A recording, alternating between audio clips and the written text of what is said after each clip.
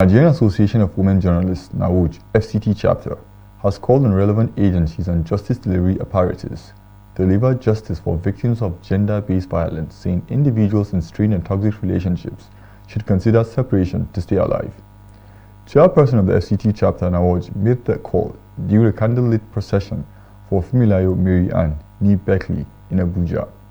Holina Adejoh covered the procession and now reports. Run away from a violent relationship or marriage were the words of Mrs. Ita Ikbang, chairperson of the Nigerian Association of Women Journalists FCT Chapter. The chairperson, in an attempt to raise awareness, called for justice for victims of domestic violence, stressing the need for more awareness in order to reduce the rate of fatality, advising individuals in toxic relationships to opt out for their safety. Between 2023 till date, in FCT alone, we have lost over 40 women to gender-based violence.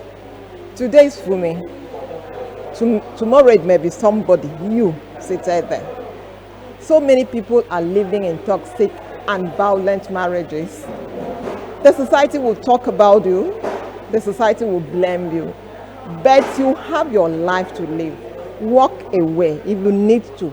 NAWOJ FCT and other concerned human rights groups during a candlelight procession for a recent victim lamented the increasing rate of death of women as a result of gender-based violence. They expressed outrage over the death of a recent victim, Mary Ann Funmilayo Nee Beckley, whose death remains a major source of concern for human rights groups as they seek for justice for her, noting that women die on a daily basis as a result of gender-based violence. NLB, a human rights activist and one of the organizers of the campaign, say they would continue until justice is served for the victim and many others who are seeking for redress. It is amazing to see how the law is leaving Nigerian women behind, and we are not going to just stand by.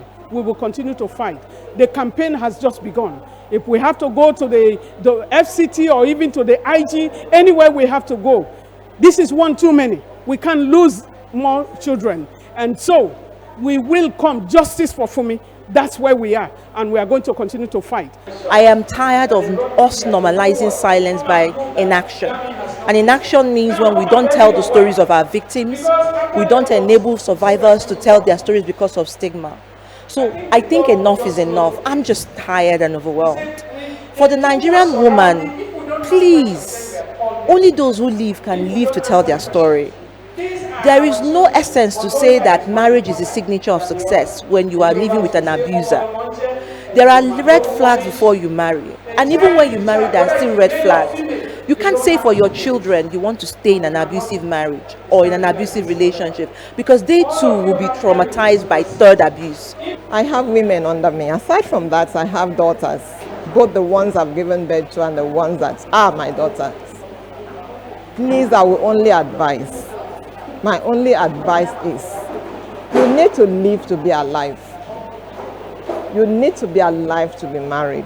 The family of the deceased, who revealed that burial arrangements for Funmi has been put on hold due to ongoing investigations in line with the provisions of the Nigerian customary laws, noted that the candlelight procession aims to seek justice for late Funmilayo Mary Ann, who until her unfortunate demise was a staff of the Public Complaint Commission.